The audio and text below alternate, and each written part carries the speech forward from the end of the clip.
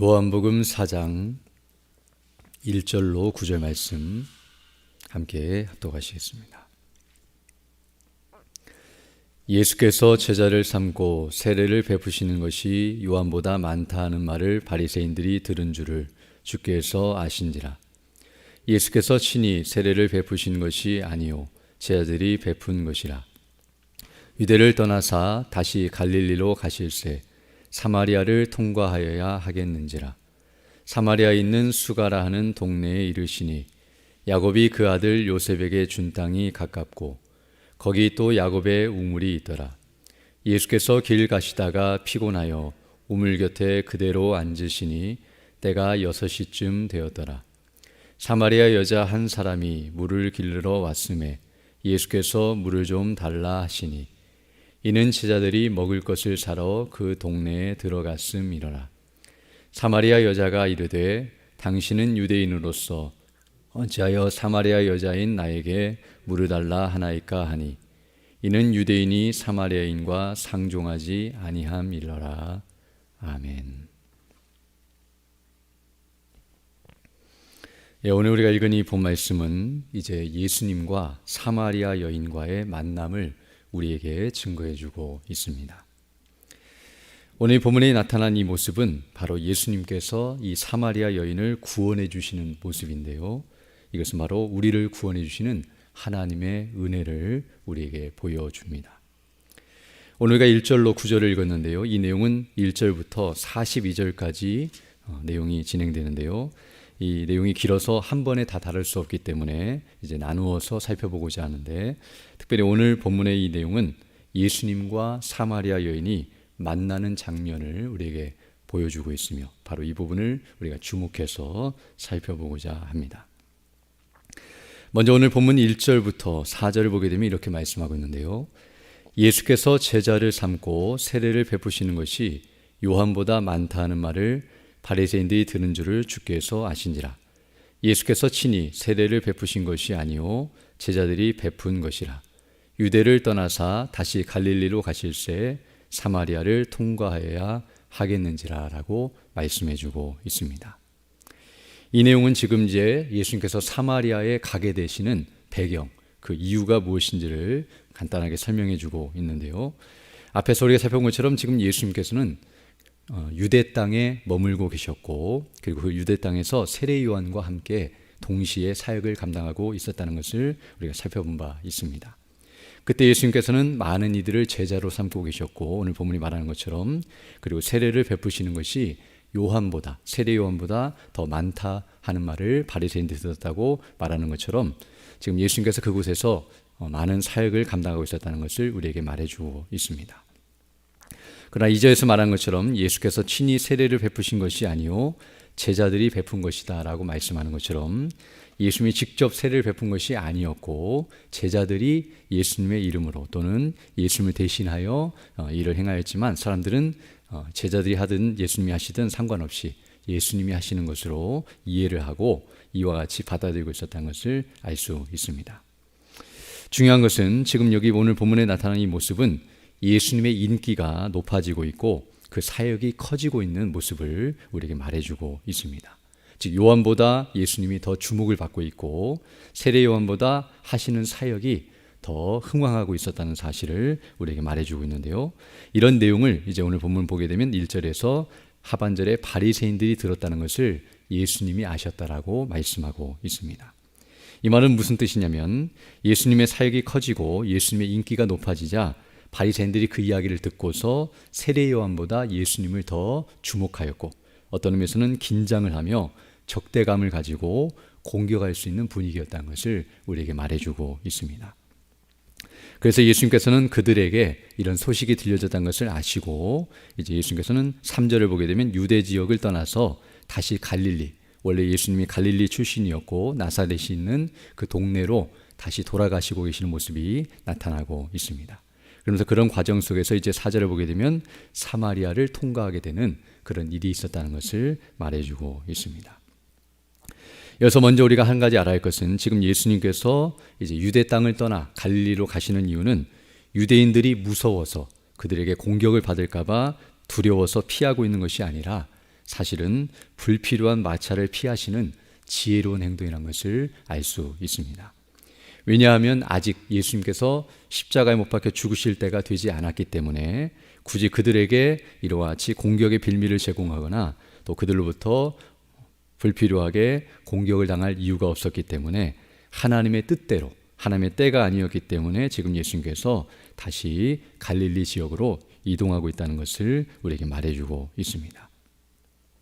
즉 이 모습은 예수님께서는 자기 뜻대로, 자기가 원하는 대로, 물론 예수님의 마음이나 하나님의 마음이 일치하셨지만 인간적으로 볼 때에 사람들이 스스로 생각하는 것처럼 자기가 원하는 대로 행하고 계신 것이 아니라 철저하게 하나님의 뜻대로, 하나님께서 원하시는 대로 행하시고 있는 모습이란 것을 우리에게 가르쳐주고 있습니다. 우리가 이미 앞에서 살펴본 것처럼 예수님께서는 하나님의 뜻이라고 한다면 아무리 위험하고 어려운 일이라도 행하셨다는 것을 알게 되는데요. 앞에 보게 되면 성전 정화 사건이 바로 그와 같은 일이었습니다. 즉 성전에서 사람들을 쫓아내시고 또 여러 가지 화를 내시면서 행하시는 일들은 굳이 사람들에게 그와 같이 할 이유가 없었는데요. 왜냐하면 그렇게 해도 그들은 변화되지 않을 것이고 또 오히려 그들은 반감을 갖거나 또 예수님이 그런 행동을 하시면 유대인들이 더 예수님을 공격하거나 또 잘못되이 오해할 수 있는 상황이 되기 때문이었습니다. 그러나 예수님께서는 아무리 위험하고 오해를 받고 어려운 일이라 할지라도 하나님의 뜻이라고 한다면, 그리고 하나님의 뜻을 드러내야 한다고 한다면 그 일을 행하셨지만 오늘 본문과 같이 굳이 그런 일을 행하지 않고 핍박을 받을 이유가 없다고 한다면, 하나님의 뜻이 아니라고 한다면 무리해서 그런 일들을 행하지 않으셨다는 것 또한 우리에게 가르쳐주고 있습니다. 또한 더 나아가 이렇게 예수님께서 갈릴리 지역으로 가시는 것, 유대 지역에서 살아가다가 그리로 가시는 것은 어떤 의미에서는 좋은 환경을 버리고 어려운 데로 가는 것이라고도 말할 수 있는데요. 왜냐하면 지금 사람들의 인기가 높아지고 있고 사람들로부터 관심을 갖고 있고 사역이 확장되고 있었기 때문에 오히려 그들을 더 잘 다루고 또 그들로부터 힘을 얻어서 이런 악한 세력과 싸울 수도 있고 또 그들로부터 보호를 받을 수 있음에도 불구하고 오늘날 표현하면 어떤 의미에서 일이 잘 되고 있었기 때문에 굳이 거기를 떠나실 필요가 없이 더 거기에서 일을 하는 것이 옳아 보임에도 불구하고 예수님께서는 하나님의 뜻이 아니었기 때문에 다른 지역으로 이동하면서 더 어려운 데로 나아가고 있는 모습을 우리에게 보여주고 있습니다. 특히 오늘 본문에서 사마리아를 통과하는 일이 있었다는 것을 말해주고 있는데요. 당시에 사람들은 그 사마리아 사람들을 싫어하였고 오늘 본문에서 나타나는 것처럼 유대인들과 사마리아 사람들 사이에 반목이 있었기 때문에 오히려 사마리아 지역을 피해서 돌아가서 가는 일들이 있었지만 그러나 예수님께서는 일부러 이 사마리아 지역을 통과하고 있는 모습이 나타나고 있습니다. 이 사마리아로 지나가게 되면 어떤 의미에서는 예수님의 사역이 오해를 받을 수도 있는데요. 즉 앞에서 말한 것처럼 이렇게 잘 되자 사람들이 싫어하거나 유대인들이 공격을 했다고 한다면 사마리아 지역으로 지나가거나 또 우리가 오늘 본문 이후에 살펴보게 되겠지만 이 사마리아 사람들에게 복음을 증거하고 또 그들을 구원시키시는 이런 일들을 행하시게 되면 사마리아 사람들과 상종하고 그리고 예수님이 사마리아 사람들과 친해졌다는 그런 오해를 사거나 또 잘못된 그런 불신을 심을 수 있기 때문에 또 사마리아 사람들이 예수님을 싫어했기 때문에 그 지역으로 지나가는 것은 여러 가지 면에서도 불편한 점이 있었기 때문에 굳이 그 길로 지나가실 이유가 없었음에도 불구하고 예수님께서는 한 영혼을 구원하시고자 하시는 하나님의 뜻이 거기에 있었기 때문에 오늘 우리가 살펴보는 이 여인을 구원하시고자 하시는 하나님의 뜻이 있었기 때문에 바로 예수님은 그 일이 어렵고 힘들어도 그 일을 행하고 있었다는 것을 우리에게 가르쳐주고 있습니다. 이처럼 우리는 하나님의 뜻을 행하는 자들이 되어야 한다는 것을 오늘 본문을 통해서 다시 한번 확인하게 되는데요. 요한복음 4장 34절의 뒷부분을 보게 되면 예수께서 이르시되 나의 양식은 나를 보내신 이의 뜻을 행하며 그 일을 온전히 이루는 이것이니라 라고 말씀한 것 같이 예수님은 처음부터 끝까지 하나님께서 원하시는 바를 따라 행하시는 분이었으며 그 일이 힘들고 어렵다 할지라도 그 일을 따라서 모든 것을 행하시는 분이었다는 것을 기억하면서 우리는 우리가 편하고 우리가 좋고 내가 원하는 뜻대로 행하는 것이 아니라 아무리 어렵고 힘들어도 하나님께서 원하시는 바를 따라 믿음으로 나아가는 자들이 되어야 할 줄로 믿습니다. 특별히 오늘 본문 5절로 9절을 보게 되면 이제 이 예수님께서 사마리아 성에 수가라는 성에 가셔서 이 여인을 만나는 장면이 나오고 있는데요. 이것 또한 쉬운 일이 아니었음에도 불구하고 하나님의 뜻대로 행하고 있는 모습이란 것을 우리에게 가르쳐주고 있습니다. 5절부터 보게 되면 이렇게 말씀하고 있는데요. 사마리아에 있는 수가라는 동네에 이르시니 야곱이 그 아들 요셉에게 준 땅이 가깝고 거기 또 야곱의 우물이 있더라. 예수께서 길 가시다가 피곤하여 우물 곁에 그대로 앉으시니 때가 6시쯤 되었더라 라고 말씀해 주고 있습니다. 여기 6시라는 것은 오늘날 시간을 환산하면 낮 12시인데요. 즉 정오, 가장 뜨거운 시간에 지금 예수님께서 사마리아 지역에 있었던 한 수가라는 성, 그 성 주변에 있었던 우물가에 그대로 피곤하여 앉아 계시는 모습이 나타나고 있습니다. 어떤 의미에서 12시, 낮 12시면 가장 뜨겁고 사람들이 통행하지 않는, 사람들을 만날 수 없는 그런 시간대고, 그리고 이 수가성, 성으로 들어간 것이 아니라 성 밖에 있는 우물가에 있는 것은 오히려 사람들을 만나기 힘든 시간과 장소였다는 것을 알게 되는데요. 그러나 예수님께서 이런 힘든 시간대에 힘든 장소까지 가신 이유는 바로 이 여인을 만나기 위한 이유였다는 것을 우리에게 가르쳐주고 있습니다.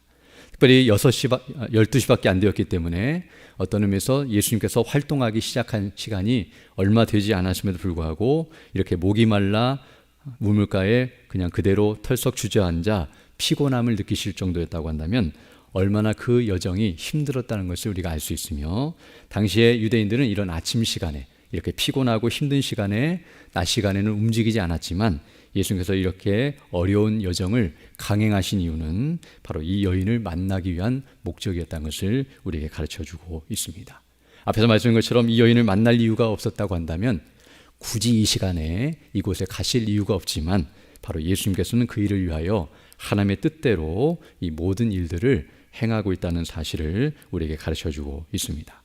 또 7절로 8절을 보게 되면 이 여인을 만나자 사마리아 여자 한 사람이 물을 길르러 왔음에 예수께서 물을 좀 달라 하시니 이는 제자들이 먹을 것을 사러 그 동네에 들어갔음이로라 라고 말씀해주고 있습니다.